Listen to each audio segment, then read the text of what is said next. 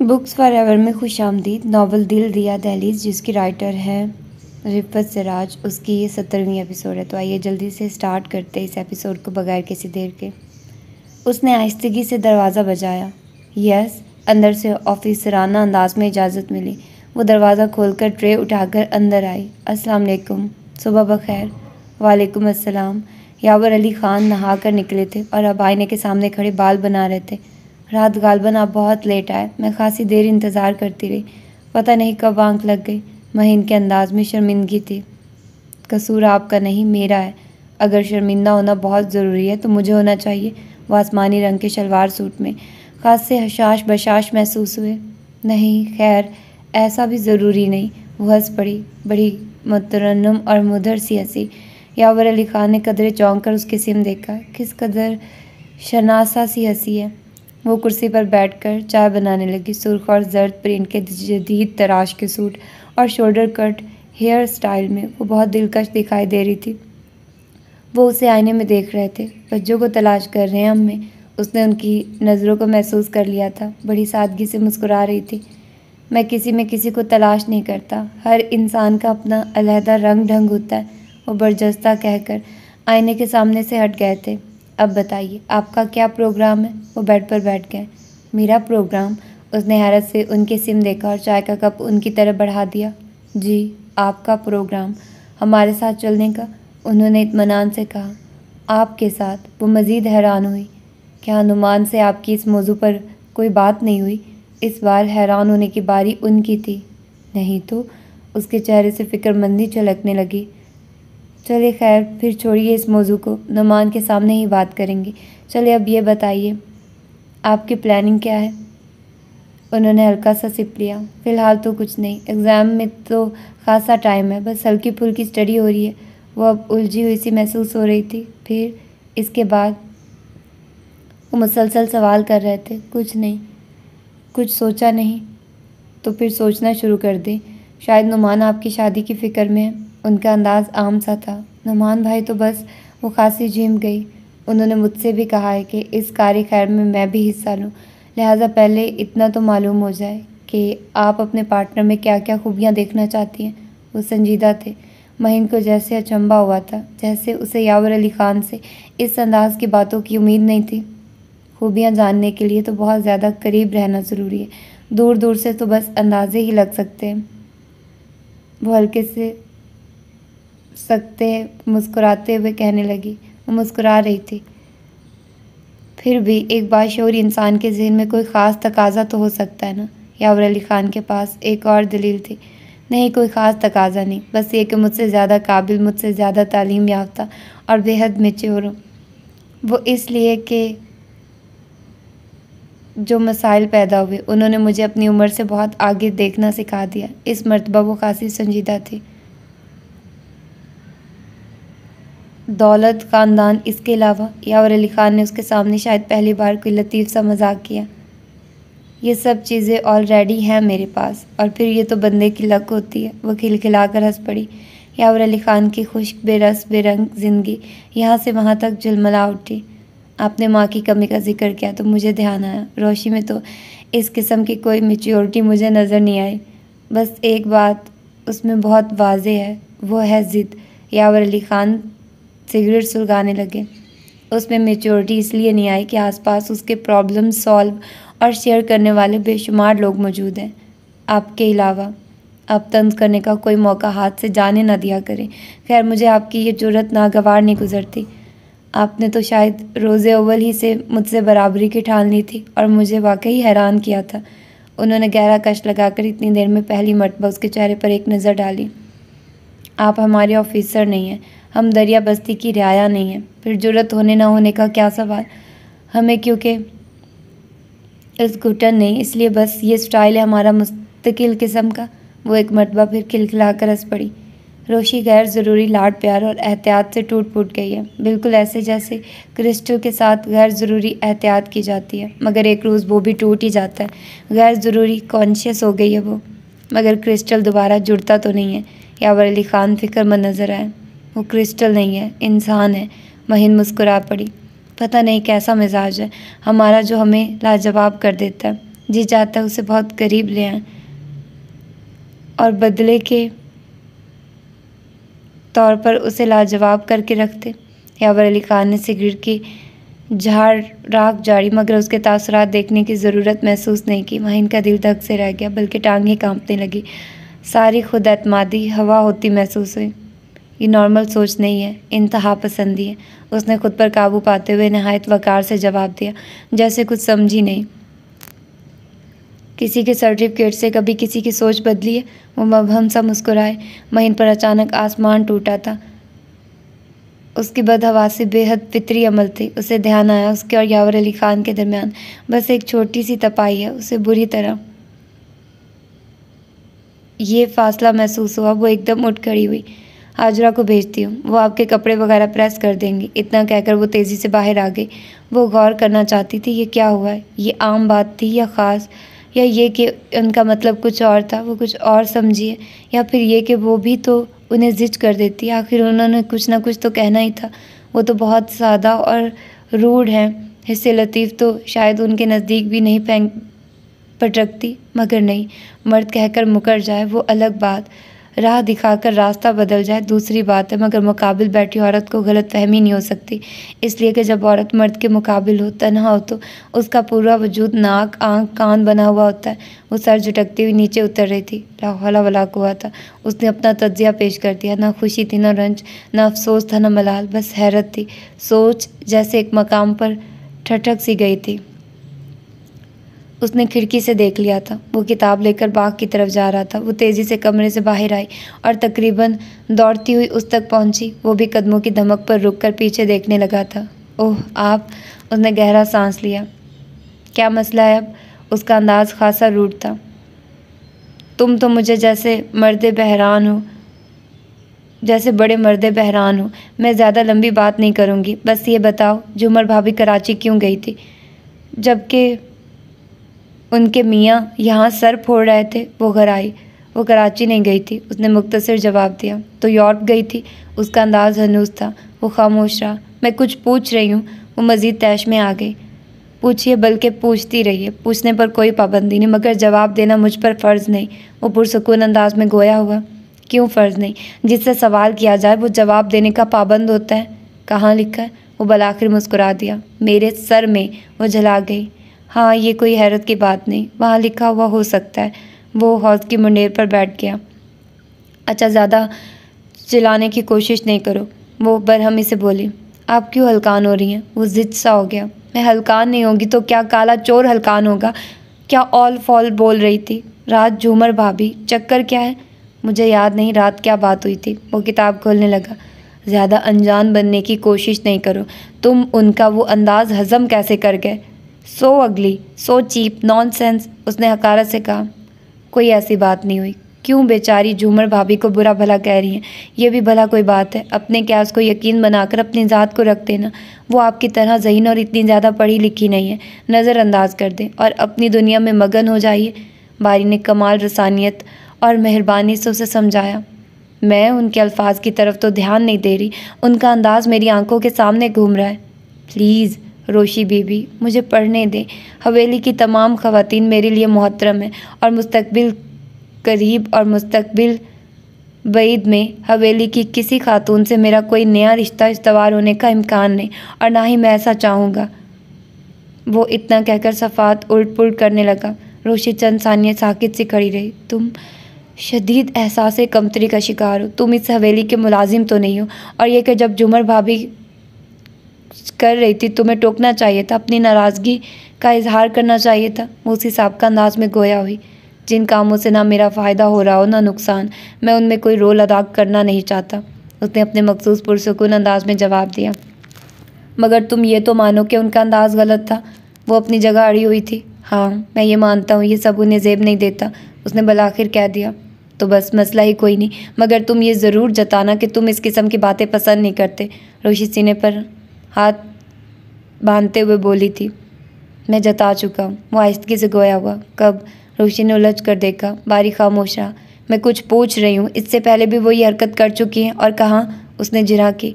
आप छोड़िए इस किस्से को, जब बात ही कोई नहीं तो बात आगे ले जाने से फ़ायदा, वो तहम्मुल से कह रहा था। मगर मुझे बहुत गुस्सा है। मैं एक बार उनकी कसाई करूँगी ज़रूर, तुम मुझे रोकना मत। वो गालबन कुछ और भी कह रही थी। मर्ज़ी है आपकी। वो किताब पर नज़र दौड़ाने लगा। अच्छा एक बात और बताओ। वो उसी ज़ाविये से खड़ी हुई थी। पूछने में क्या जाता है, उसने किताब से सर उठाए बगैर कहा। तुम्हारा बंधन हवेली की किसी खातून से क्यों नहीं बन सकता? बाबा साहब मुझे कह रहे थे। तुम हवेली के मुलाजिम नहीं हो। वो उसे बगौर देख रही थी। ये उनकी शफ़क़त व मोहब्बत है कि वो ऐसा सोचते हैं, मगर मुझे अपनी हैसियत का अंदाज़ा है। उसने एक लाज़े को नज़रें उठाई। तुम्हें अपनी हैसियत मनवाने की कोशिश करना चाहिए, उसने मशवरा दिया। मुझे जो हैसियत हासिल है वो बहुत है, जिसके लिए मैं खान का बहुत मशकूर हूँ, उसने कतई अंदाज में जवाब दिया।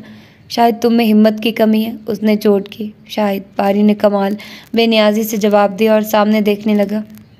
मगर इस तरह से तुम जचते तो नहीं हो, वो तनक कर गोया हुई। ये तो और भी ज़्यादा अच्छी बात है, वो मुस्कुरा दिया। इसमें तो मेरी बचत है। कितनी लकी है वो लंबे बालों वाली, उसने तुम्हें जीत लिया। मैं सब समझती हूँ, तुम सिर्फ उसकी वजह से इधर उधर नज़र नहीं डालते।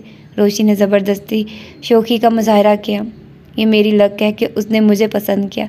वो तो खुद इतनी खूबियों की मालिक है कि उसका साथ किसी के लिए भी फ़ख्र का बायस हो सकता है। बारी ने मुस्कुराकर उसकी सिम देखा। रोशी के चेहरे पर कई रंग आकर गुजर गए। क्या क्या खूबियाँ हैं उसमें, सर के बल चलती है। वो अपना गुस्सा ना छुपा सकी। नहीं, ये खूबी नहीं हो सकती, ये तो फॉल्ट है। बंदा जब तक टांगों से ना चले उसकी खूबसूरती नहीं खुलती। उसकी चाल तो बहुत खूबसूरत है। बारी हंस दिया। जब इतनी खूबियों की मालिक है तो फिर तुम्हें उल्लू बना रही है। उसके और तलबगार नहीं होंगे? वो दहक रही थी। अगर उल्लू बना रही है तो भी मुझे उल्लू बनना पसंद है, इतनी दिलकश लड़की के हाथों। वो हंस रहा था। अगर वो तुम्हारे हाथ ना आई, उसने एक और सवाल दागा, तो क्या हुआ?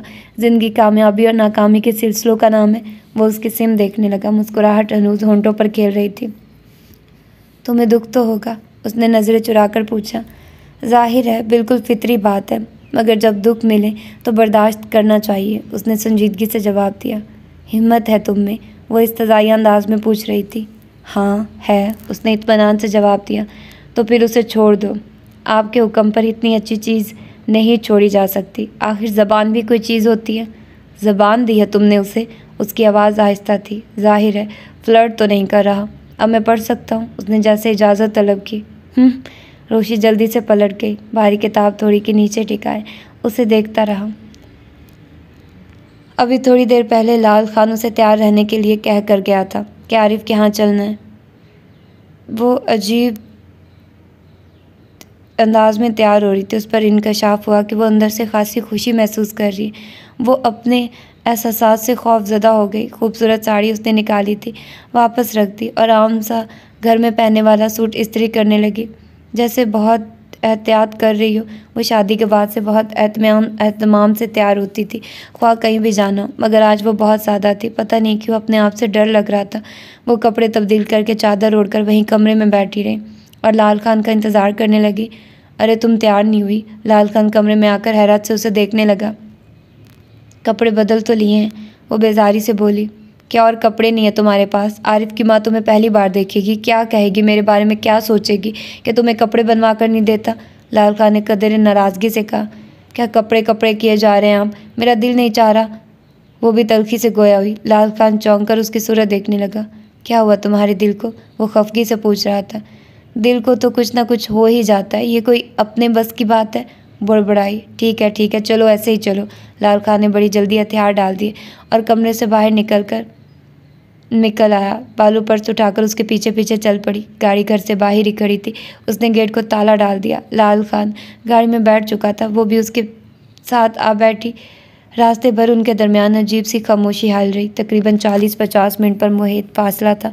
वो एक नई बस्ती में आ गए थे, जहाँ दूर दूर तक फ्लैट ही फ्लैट नज़र आ रहे थे।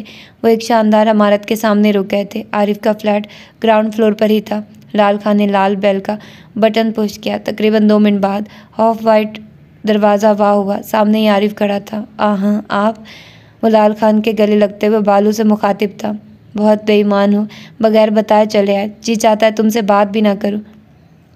बेवफाओं को अभी तक यारों की परवाह भी नहीं करते, लाल खान ने शिकवा किया। ऐ मेरे जोशे जुनून, इश्क तेरा शुक्रिया, तूने जो बख्शी थी वो रुसवाइयाँ अच्छी लगी। लाल खान को थामे थामे अंदर चला गया। बालू भी उनके पीछे चल पड़ी। सामने ही तख्त पर एक नहायत ज़ईफ़ औरत बैठी आंखें सुकेड़ कर गाल बनाने वालों को पहचानने की कोशिश कर रही थी।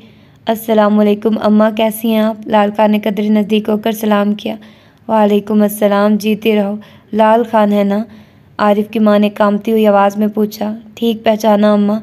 लाल खान पहचाने जाने पर बहुत खुश नज़र आया। और ये साथ में कौन है? आरिफ की माँ ने फिर दूसरी जानिब तवज्जो की। आपकी बहू है। बालू, सलाम करो। वो उसकी तरफ पलटा। अस्सलाम वालेकुम अम्मा। बालू ने यूँ सलाम किया गोया उसे सलाम करने के लिए लाल खान के हुक्म ही की ज़रूरत थी। इधर पास आ बेटी, मुझे दूर से साफ दिखाई नहीं पड़ता। बड़ी बी ने उसे पास बुलाया। कितने दुख की बात है आरिफ भाई, आपकी माँ की ये हालत है और आप उनकी खातिर भी खुद को नहीं संभालते। बालू ने मलामत अमेज़ अंदाज में आरिफ को मुखातिब किया और बड़ी बी के पास बैठ गई। अरे भाभी, 100 तरह की दलीलें तो हमारे दिमाग में भी आती हैं, बस मगर वो क्या कहें कि दर्द तो जो करे है जी का ज़िया, फ़ायदा इस ज़िया में कुछ है। आता है हमें भी ये ध्यान, मगर कोई मजबूरी सी मजबूरी है। वो हंस दिया। इतने में 9 उम्र सी पठानी अंदर आई, मगर मेहमानों को देखकर वहीं दरवाजे पर रुक गई। आओ ना बाहर, कोई काम? आरिफ ने उसे मुखातिब किया। कपड़ा सारा धुल गया है, अम्मा से मालूम करना है आज क्या पकेगा। उर्दू बोलते हुए उसकी ज़बान लड़खड़ा रही थी। आज कुछ नहीं पकेगा, मेहमान आया, सब कुछ बाहर से आएगा, इसलिए कि शायद हमारे यहाँ का पका हुआ भाभी को पसंद ना आए। ये बहुत अच्छा खाना पकाती है। आरिफ ने लापरवाह अंदाज में मुस्कुरा कर कहा। पठानी वापस पलट गई। क्यों तकल्लुफ़ करते हैं आरिफ भाई? बालू शर्मिंदा सी हो गई। ये यहाँ सारे काम करती है। लाल खान का इशारा पठानी की तरफ था। हाँ, अम्मा के लिए रखा है, अब इनकी काम करने की उम्र नहीं, आंखों से भी कम दिखता है। आरिफ ने जवाब दिया। खिलौनों से बहला रहे हैं माँ को, कोई मुस्तकिल इंतज़ाम क्यों नहीं करते माँ के लिए? बालू ने फ़ौरन उसे टोक दिया। अरे बेटी, इसी गम में तो रो रो कर अंधी हो गई, पर इसे कोई एहसास नहीं। यही दुख मुझे खाया जाता है। बड़ी बी की आवाज़ भरा गई। आपको अपनी माँ के जज्बात का ख्याल करना चाहिए आरिफ भाई, कितनी बुरी बात है। बालू बड़ी बी के आंसुओं से एकदम दम ही मुहिम की तरह पिघलने लगी। इंसानों को इंसानों से शिकायतें तो रहती ही हैं, कुछ कर लीजिए। अगर मैं अम्मा की बात मान लूँ तो नहीं शिकायतें हो जाती, इसलिए मैं इन सब बातों की परवाह नहीं करता। आरिफ ने अपनी मखसूस बेनियाजी से जवाब दिया। क्या कहा है शायर ने? वो फरिश्ते आप तलाश कीजिए कहानियों की किताब में, जो बुरा कहें ना बुरा सुने, कोई उनसे खफा ना हो। क्यों लाल खान? वो मुस्कुरा रहा था। लाल खान भी जवाबन हंस दिया। कोई कोई शेर तो तुम्हारा हमारी समझ में आ ही जाता है, देख लो, इस तरह बातों में उड़ा देता है। मुझे अपनी फ़िक्र नहीं है, मेरी तो गुजर गई, बस इसी का ख्याल आ जाता है, अकेला हो जाएगा मेरे बाद। घर में बहू होती, बच्चे खेलते। बड़ी बी ने आज़र्दगी से कहा। आल औलाद हो तो नाम जपता है। लाई तो थी तुम, उसे तो तुम्हारे जज्बात का इतना ख्याल था कि पहले बंदोबस्त करके आई थी। आरिफ की जानदार था। बालू का स्यास ही गई। लाल खान आरिफ के साथ शरीक था। बस ये इसी को पीटे जाएगा। लोग एक जड़वा बीवी के बाद दूसरी नहीं करते। बड़ी बी को गुस्सा आ गया। छोड़ो अम्मा इन बातों को, घर में बहुत अच्छे मेहमान आए। ये जो भाभी है ना, मेरी बहुत ही खिदमत करती हैं। और भाभी आपकी तबीयत तो ठीक है, कुछ कमी सी महसूस हो रही है आप में? आरिफ उसे सर से पाँव तक देख कर कहने लगा। बालू के दिल की धड़कन तेज़ होने लगी। हालांकि वो तो अपनी धुन में था, मगर शायद उसके अंदर कोई चोर रास्ता पैदा हो गया था। मगर नापसंदीदा तरीन हालात में इंसान खुद को बिल्कुल ही अकेला तस्वुर करने लगता है। नापसंदीदा कुर्ब ने गोया उसे एहसास दिलाया था जो साथ खड़े हुए पैर पर ही चढ़ जाना चाहती है, पेड़ पर ही चढ़ जाना चाहती है। उसने दिल ही दिल में हौला वला पड़ी। गर्मी भी तो बहुत पड़ी है दुल्हन, सूती कपड़ों ही में चैन पड़ता है। खैर से 2 जी से तो नहीं हो। बालू को बहुत हया आई। वो खामोश रही। दुआ करो अम्मा, सोने में तोल दूंगा इसे। लाल खान ने बेहंगम सा कहका लगाया। बालू इस भूंडे और खुले से अंदाज पर कड़ कर रह गई। एक आरिफ है, बड़ी से बड़ी बात कितनी नफासत से करता है कि जिसमें जहाँ पर फवार सी पड़ने लगती है। अम्मा वो कौन थी जिसके पीछे आरिफ भाई की ये हालत है? अरसे का तजस्सुस आखिर होंठों पर आ गया। बस क्या बताऊं बेटी, कोई ख़ानदानी तो थी नहीं, बहुत बड़ी हवेली में कनीज़ थी। अल्लाह ने हुस्न बहुत दे दिया था, उसमें समा नहीं रहा था। अरे बड़ी चलता पुर्जा थी। ये था कम उम्र और सीधा, जान को रोग लगा बैठा। मारा एक तो कमबख्त का हुस्न, उस पर हवेली की औरतों की कीमती उतरन फितना बनी फिरती थी। जाने किस किस का सत्यानाश किया होगा। मेरा बच्चा तो निकल गया मेरे हाथों से, नाश मट्टी कहीं की। बड़ी बी के जख्म गोया हरे हो गए। आप हवेली में रहती थी? अरे नहीं बेटी, पटवारी था मेरा मर्द, गांव में बस आना जाना था हवेली में। कर्मो जली सात की कनीज, पता नहीं क्या समझती थी अपने आप को। बड़ी बी के लहजे में खौलन दर आई। क्या नाम था उसका? भालू का तजस्सुस अब कमाल पर था। भला सा नाम था। छोड़िए, क्या रखा इन बातों में। चाय आ रही है, चाय पिए। बहुत अच्छी चाय बनाती है हमारी पठानी। आरिफ ने एकदम अंदर आकर माहौल यकसर बदल दिया। बालू ने एक गहरा सांस लिया। ये उसका तजस्सुस कभी भी मिटने नहीं देगा। ये ना बताता है ना बताने देता है। उसने कुर्सी की पुष्ट से टेक लगाकर आंखें मूंद ली। लाल खान आरिफ से अपनी कारोबारी बातों में मशगूल हो चुका था। वो किसी काम की धुन में बड़ी तेज़ी से लाउंज में आई थी। वहाँ यावर अली खान नुमान के साथ गुफ्तगू में मसरूफ़ थे। निगाहें यूं ही बेसाख्ता मिल गई थी, जैसे बाजार में भीड़ में से गुजरते हुए किसी से भी चार हो जाती है। मगर उसका रवां रवां खड़ा हो गया था। एकदम ही नए एहसास से दो चार हुई थी। कहाँ गायब है भाई, न चाय न ठंडा। नुमान ने महीन को मुखातिब किया। मुझे पता नहीं था आप लोग यहाँ बैठे हैं, अभी भिजवा देती हूँ, उसने शर्मिंदगी से कहा और वापस बाहर जाने लगी। रहने दीजिए, अभी मेरा मूड भी नहीं, बाहर जा रहा हूँ। फ़िलहाल दो चार काम निपटाने, रोशी के लिए भी दो चार चीज़ें लेना है। यावर अली ख़ान ने उसे रोक दिया और वो रुक भी गई। माहीन, यावर अली ख़ान ने उसे मुखातिब किया। जी। वो नज़र उठाने का हौसला न कर सकी। आप तैयार हो जाइए, ज़रा मेरे साथ चलें। मैंने कभी रोशी की शॉपिंग नहीं की।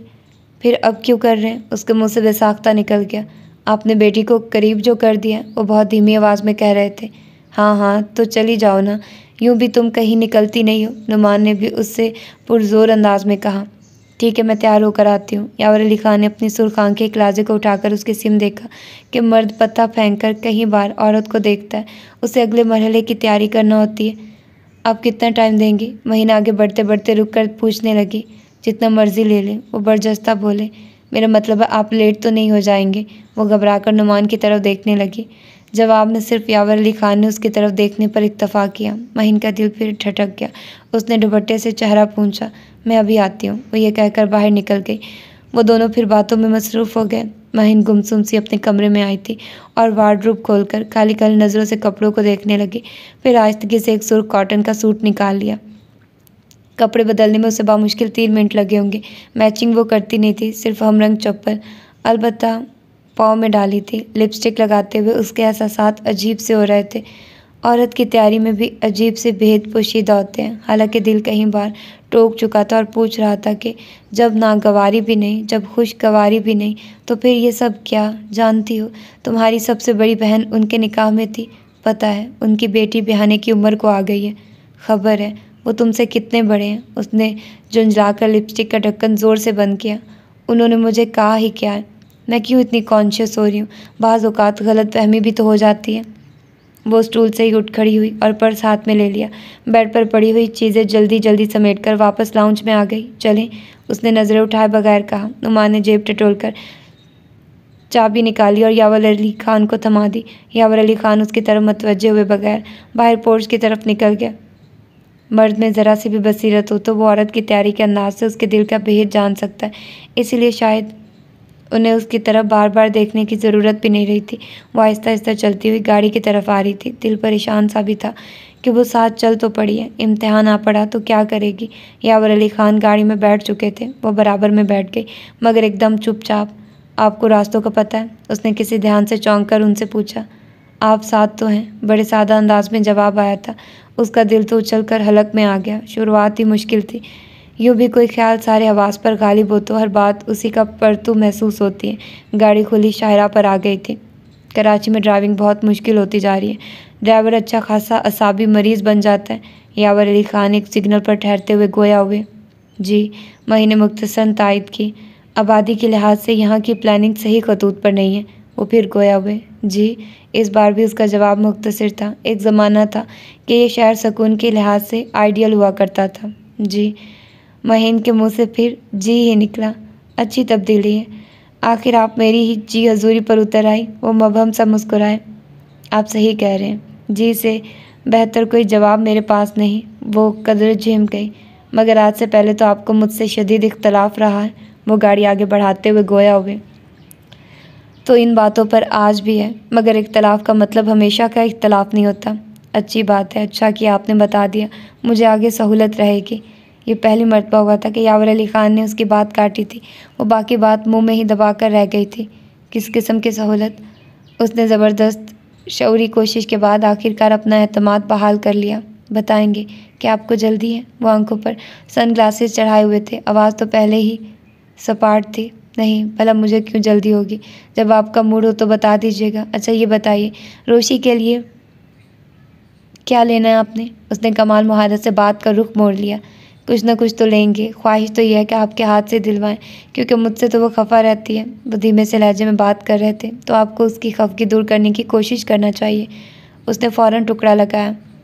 जो कुछ हो रहा है वो इसी कोशिश का हिस्सा है, मगर शायद आपको यकीन ना है। वो एक जदीद शॉपिंग सेंटर की तरफ गाड़ी मोड़ते हुए कह रहे थे। मैं समझी नहीं।